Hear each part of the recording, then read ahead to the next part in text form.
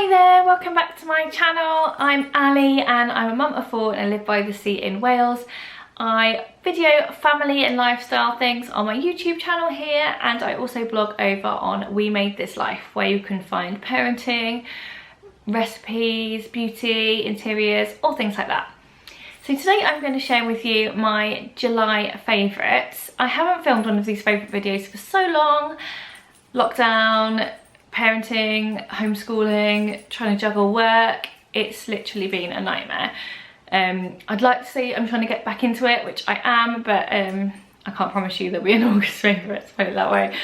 So I thought I would film this one while I can. The kids are at school today for one day, so I'm just trying to do as much as I can. So if you see all my videos lately, I'll probably be wearing the same top because I haven't even got time to go and change. So yeah, I just resurrected my favourites posts on my blog, which is where I talk about my favourite things every month. So favourite things I wore, the favourite things I read, favourite things I made, all stuff like that. So I'm going to share some of those here with you on my YouTube channel. So firstly, I think we'll start off with what I've read.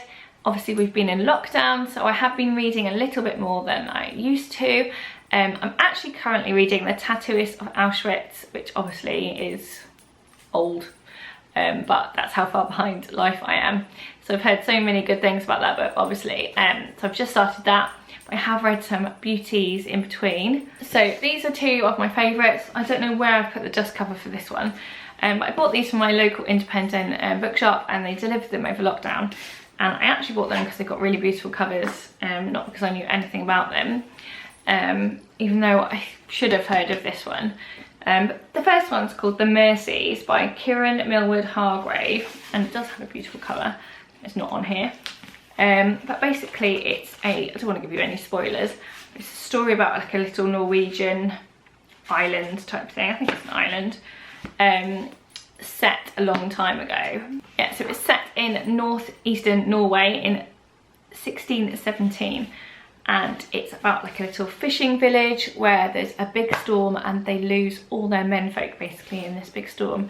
And it's a story of the village and their survival and the women's survival and them discovering themselves. It's got so many interesting aspects to it. Religion, witchcraft, feminism, all things like that intermingled in, lesbianism. It's a brilliant, brilliant book. I found it quite slow to get into, but after a while I was just into it, and like I said, it's got all these different elements all sort of mixing together. It was very thought-provoking, so I would definitely recommend giving this one a go. And then this one is called The Foundling, another beautiful book by Stacey Halls. Now she wrote The Familiars, which is why I should have known this book. I actually haven't read The Familiars, but that's going to be next on my list. This was so good. I absolutely loved reading this. I was sucked in from the start. Again, it's a story that was set a while ago. So it's set in London in 1754. It tells the story of someone who gives her child up to a orphanage for them to look after because she can't afford to keep her, and she had the child out of wedlock, and then she goes back to reclaim her and she's gone. So I don't want to tell you any more than that, but as a mother it really like plucked at those heartstrings of mine, and I was hooked. I wanted to see what happened. So yeah, I would definitely recommend picking up that book. And then my other favourite book of this time is a bit random, but it's The Times Fables. Okay, bear with me. My 9-year-old daughter really struggled learning her tables, to the point where doing maths was difficult because she didn't know her times tables, and she just had this mental block about it, and it was just really difficult. Now I actually never learnt my times tables because I would just work them out, so I didn't ever have the patience to sit and learn them. And I got an A in maths, so I don't believe you need to learn your times tables, but I do think it would be useful, and it is easier in some ways, and especially for her because she had this mental block. She wouldn't sit and work them out.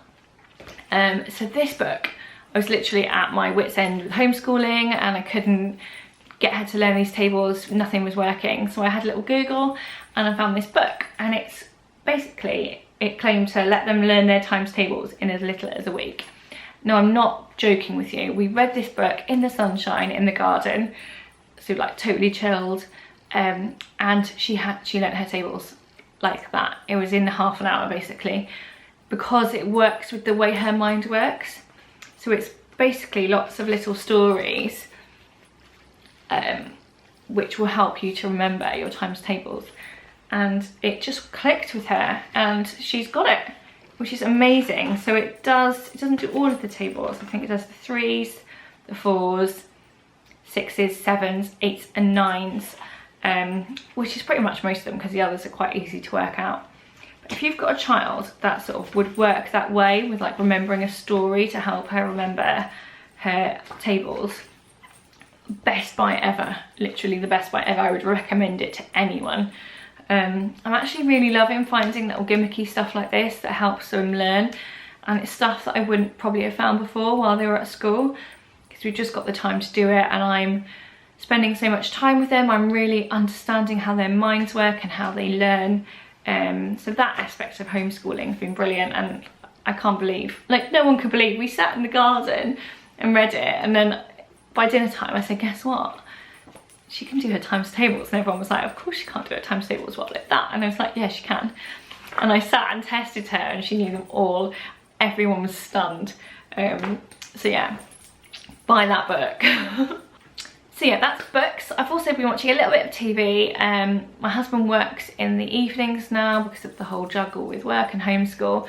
So quite a lot of evenings I'm down on my own, sort of typing up stuff on the laptop, but I'll put TV on in the background. And I've been watching This Is Us. I started watching it I think a year or two ago when it first came out. Watched the first season and I loved it.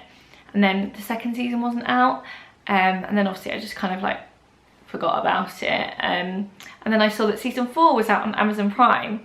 And actually all the seasons are free on Amazon Prime. So I've just started season 2 and it's brilliant. Still just as great as I remember. So that, yeah, Amazon Prime, if you've got it, go and watch This Is Us.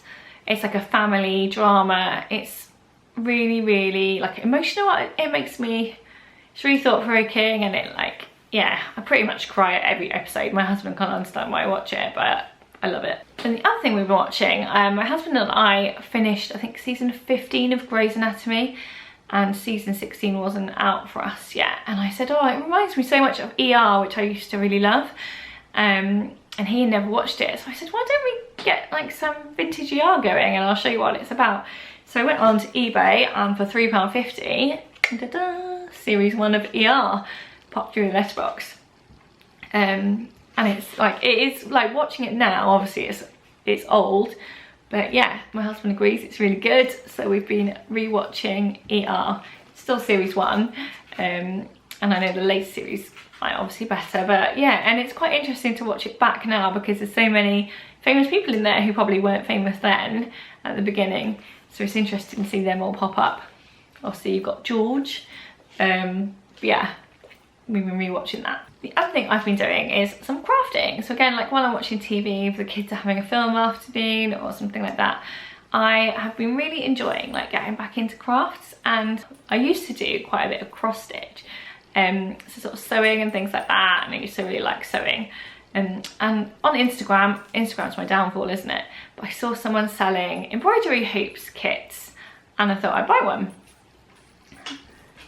Now this is the first kit that I bought, and it's this rainbow. It's obviously like, I bought it because I thought it's a reminder, a memory of this time, isn't it? And as you can see, if you can see there, it's got all different types of stitches. And I'm not brilliant, don't get me wrong, but really like learning how to do all these different stitches, and it took me a couple of hours, which really like helped me zone out from the stress of the current life. So yeah, I really enjoyed doing that. So then I bought another one, and this is from the same seller, so I will link them down below. This one I found a little bit hard. It's different stitches, satin stitch. I thought that would be perfect for the baby's bedroom. Yeah, and I really like that. So then guess what? I bought another one. I've just finished this one, so it's not, the hoop isn't finished. This one was a lot more complicated. My skills have got better, obviously. So this is from a different seller. and yeah, I'm just really enjoying them, so much so that, guess what, I bought another one, but I haven't started that one yet. So yeah, really enjoying doing these. And the last thing I want to do is I bought a few treats for myself, skincare wise. My skin is not great at the moment. I've got I haven't got loads of makeup on today, but I've got quite bad rosacea across here, and I've not been wearing too much makeup. Obviously we've not really been leaving the house. As you can tell, my hair is a mess. It's desperate for the hairdressers. Still can't go to the hairdressers here in Wales.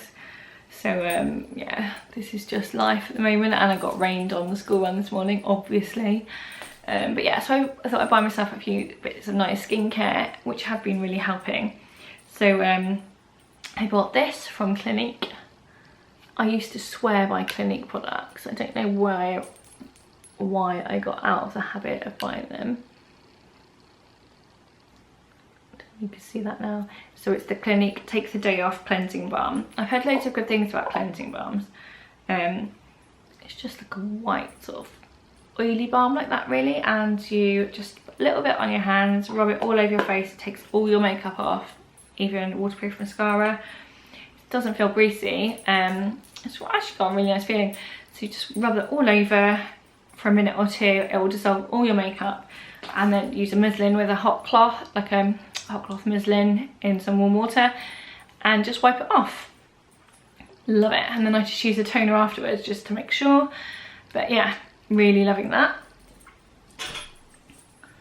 And then I also put in a Tropic order. I've seen Tropic everywhere, so I put in a Tropic order. I did hope that it would help with the rosacea, but they haven't made it worse, so that's something. But I am really enjoying using them. So the first one is this Super Greens. So it's like a serum. It's really green. As you can see, it comes in like a little dropper. And it's a nutrient boost oil. So it's got vitamin C, tamanal, kale and broccoli seed oils. And it's like supposed to be full of antioxidants, so to give you a healthy complexion. So I use this at night time. I think you're supposed to use it after your moisturiser. But because of my rosacea, I don't like to put too much on my face. So I use it just on its own in the evening. It's really, really moisturising. And I love it. I actually really look forward to putting it on at night, which is how it should feel, I suppose. It's not got the nicest smell, which is a little bit disappointing. It smells also sort of like earthy or grassy. I would like it to smell nicer, but I think it's doing nice things for my skin. I've got quite a nice glow. Yeah, so I'm actually really liking that. They do all sorts of other, Tropic do all sorts of other sort of serum oils like this. This is just the first one that I tried. And I also bought their Skin Feast moisturiser. Which I think I bought to go with that one at night, but it was just too rich together. So it's a daily moisturiser packed with 20 plant oils and extracts to nourish and feed your skin. So I actually mix this with my tinted moisturiser, which sounds a bit random, but it gives a really nice moisturised glow. So I put my rosacea moisturiser on first, and then I mix this one with my rosacea tinted moisturiser and use this as sort of my base. Obviously I'm wearing very little makeup. It looks quite natural, obviously, like you can still see my blemishes through it a bit, but it just gives me that sort of more of a natural glow. If I wanted a deeper coverage, I'd wear a proper foundation, but like I said, as we're not really going out, I'm not trying to overload my skin with makeup. This is working really well, and because it just gives me sort of that nice natural look, while adding a bit of colour and a little bit of coverage. So those are all my favourite things this month. I hope you liked listening about them. If you've got any questions about anything, do leave me a comment down below. I always answer all my comments. I am going to try and film an August video, so do stay tuned. Please subscribe to my channel so you don't miss anything, and I'll see you soon. Bye.